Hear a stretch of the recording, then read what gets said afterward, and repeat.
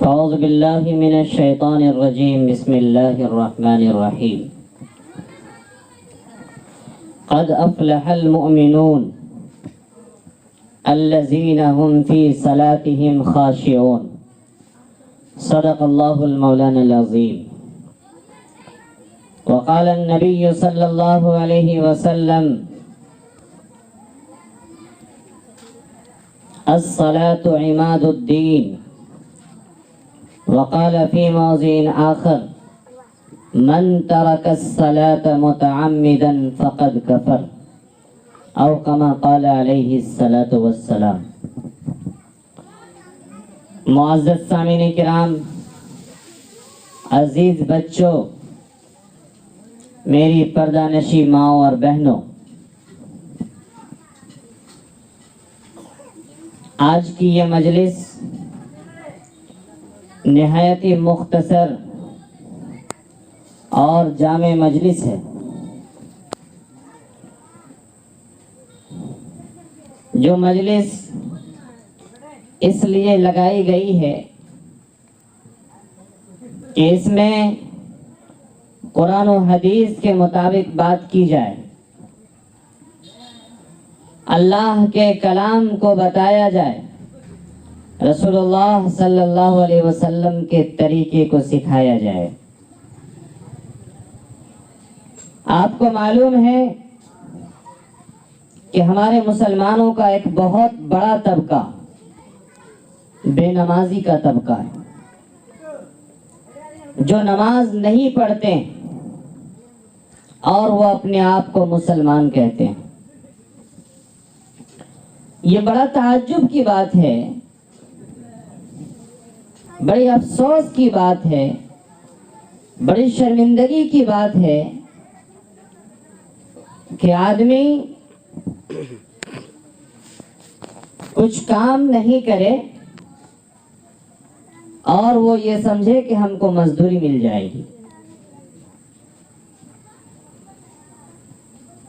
ہم نماز کیوں نہیں پڑھتے ہیں؟ نماز کا حکم پیارے نبی جناب محمد رسول اللہ صلی اللہ علیہ وسلم نے 7 سال کی عمر میں دیا اور کہا: مرو اولادکم، کہ اپنی اولاد کو تم نماز کا حکم کرو. 70، جبکہ ان کی عمر 7، اس کی عمر 7 سال ہو جائے.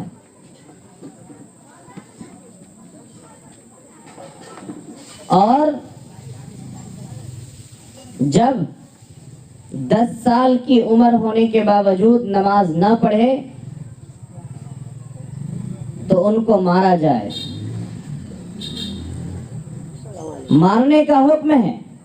بچہ 10 سال کا ہو جائے نماز نہ پڑھے تو انہیں مارنے کا حکم ہے.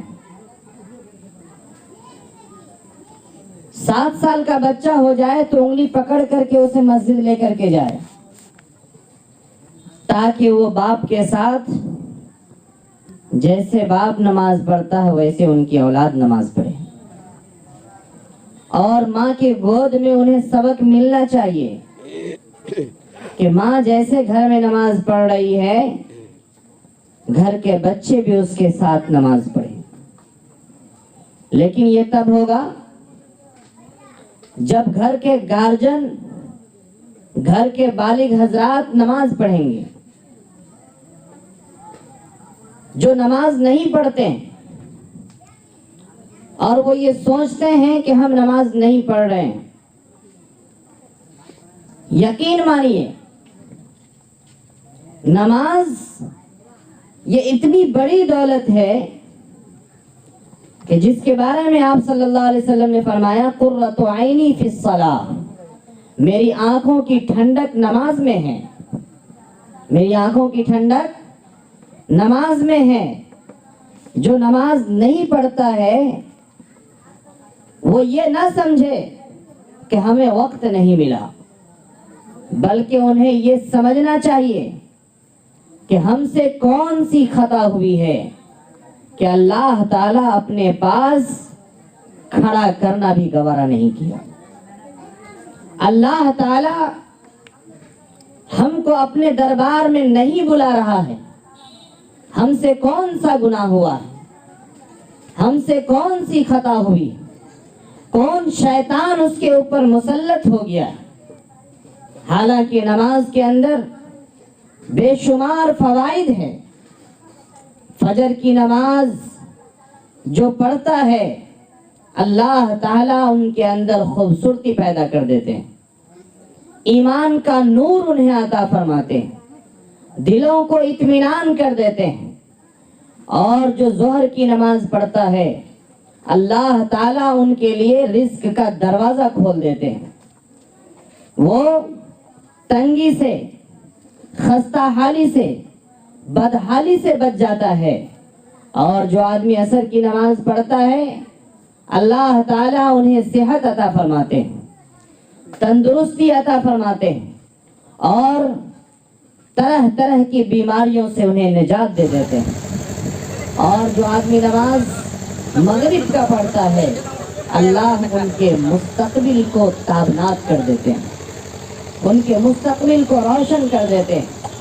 اور جو آدمی عشاء کی نماز پڑھتا ہے اللہ تعالیٰ رات میں اسے سکون کی نیند سلاتا ہے. اللہ انہیں اطمینان کی نیند عطا فرماتا ہے. لیکن یقین مانیے جو آدمی نماز نہیں پڑھتا جب اس کی موت ہوتی ہے تو وہ ذلت کی موت مرتا ہے، ذلیل اور رسوا ہو کر کے مرتا ہے، تڑپ تڑپ کر بلبلا بلبلا کر کے مرتا ہے اور بھوکا ہونے کی حالت میں مرتا ہے. شدید بھوک لگتی ہے اور پیاس اتنی زیادہ لگتی ہے، پیاس اتنی زیادہ لگتی ہے کہ اگر پورے سمندر اور پورے دریا پلا دیا جائے تب بھی اس کی پیاس نہیں بجھے گی، پیاس ان کی نہیں بجھے گی. اللہ رب العزت سے دعا کریں کہ اللہ تعالی ہمیں 5 وقت کی نماز پابندی سے ادا کرنے کی توفیق عطا فرمائے. اللہ تعالیٰ نے قرآن کے اندر فرمایا قد افلح المؤمنون، وہ مسلمان کامیاب ہو گئے، الذین هم فی صلاتهم خاشعون، جو اپنی نمازوں میں خشوع خضوع اختیار کرتے ہیں، یعنی اللہ کے لیے نماز پڑھتے ہیں، بیوی کو خوش کرنے کے لیے نہیں، شادی کرنے کے لیے نہیں، روزی گھر میں اتارنے کے لیے نہیں، کسی کو دکھانے کے لیے نہیں، محض اللہ کی رضا کے لیے، محض اللہ کی قربت کے لیے، محض عبادت سمجھ کر کے جو اللہ کی عبادت سمجھ کر کے نماز پڑھتا ہے اللہ تعالی ہر ضرورت کا ان کا کفیل بن جاتا ہے. اللہ ایسی جگہ سے انہیں رزق دیتا ہے کہ اس آدمی کو یقین اور گمان بھی نہیں ہوتا ہے. اللہ گھر بیٹھے ان کی ضروریات کو پورا کر دیتے ہیں، ان کے بکھرے کاموں کو سمیٹ دیتے ہیں اور ان کی سوچ سے بڑھ کر کے اللہ تعالیٰ ان کے ساتھ نوازش کا معاملہ فرماتے ہیں. نماز کو چھوٹی چیز نہ سمجھے، نماز یہ بہت بڑی دولت ہے. جو آدمی نماز نہیں پڑھتا اللہ تعالیٰ ان کے چہرے سے صلح کا نور چھین لیتے ہیں. جو نماز نہیں پڑھتا اللہ ان کے چہرے سے صلح کا نور چھین لیتے ہیں. اور جن کے چہرے پر صلح کا نور نہ ہو، ایمان کا نور نہ ہو، اسلام کی پہچان نہ ہو، ایسے آدمی کی اللہ کو کوئی ضرورت نہیں. اللہ تبارک تعالیٰ کو ایسے آدمی کی کوئی ضرورت نہیں ہے. اس لیے میرے بھائیوں، بے نمازی جب قبر میں ڈالے جاتے ہیں تو ان کے قبر کو تنگ کر دیا جاتا ہے، اتنا تنگ کیا جاتا ہے، اتنا دبایا جاتا ہے ان کے قبر کو کہ ان کی پسلی، دونوں پسلی ایک دوسرے میں گھس جاتا ہے. جس طرح سے ایک ہاتھ کی انگلی کو دوسرے ہاتھ کی انگلی میں ڈالا جائے تو ایک ہاتھ کی انگلی دوسرے ہاتھ کی انگلی میں گھس جاتی ہے، ایسے ہی قبر کے اندر جب بے نمازی کو ڈالا جاتا ہے تو ان کی پسلی ایک دوسرے میں گھس جاتی ہے، کراہتا ہے، بلبلاتا ہے، پریشان رہتا ہوتا ہے لیکن ان کے دکھ درد کو کوئی سمجھ نہیں ہوتا، کسی کو احساس نہیں ہوتا، افسوس نہیں ہوتا ہے۔ ایسی بے نمازی کی موت پر نہ زمین روتی ہے نہ آسمان روتا ہے، کیونکہ زمین تو انہوں نے سجدہ نہیں، آسمان کے سائے میں انہوں نے اللہ کو راضی کرنے کے لیے سوچا ہی نہیں ہے۔ اس لیے یاد رکھیں، جو نماز نہیں پڑھتا اللہ اس کی دعا کو قبول نہیں کرتا، اللہ ان کی دعا کو بھی قبول نہیں کرتے۔ بے نمازی کہ کسی بھی عمل کا اجر و ثواب اللہ تعالیٰ آسمان سے پہلے روک دیتے ہیں۔ بے نمازی ہمیشہ اپنے آپ کو قید میں محسوس کرتا ہے، ہمیشہ بے چینی بدحواسی انہیں لگی رہتی ہے۔ نماز کے اندر اللہ نے سکون رکھا، نماز میں اللہ تعالیٰ نے رحمت رکھا، نماز میں اللہ تعالیٰ نے برکت رکھا ہے، رحمت نماز کے اندر اللہ تبارک تعالیٰ نے صحت رکھا ہے، نماز میں اللہ تبارک تعالیٰ نے مصیبتوں کا علاج اور بیماریوں کا علاج رکھا ہے۔ اس لیے آپ صلی اللہ علیہ وسلم نے فرمایا الصلاۃ عماد الدین، نماز دین کا ستون ہے۔ فمن اقامہا اقام الدین، جس نے نماز کو قائم کیا اس نے دین کو قائم کیا، اور جس نے نماز کو چھوڑ دیا ومن ہدمہا ہدم الدین، جس نے نماز کو منہدم کیا، نماز کو چھوڑ دیا، اس نے دین کو گرا دیا، دین کو منہدم کر دیا۔ میرے بھائیوں، نماز بہت بڑی دولت ہے۔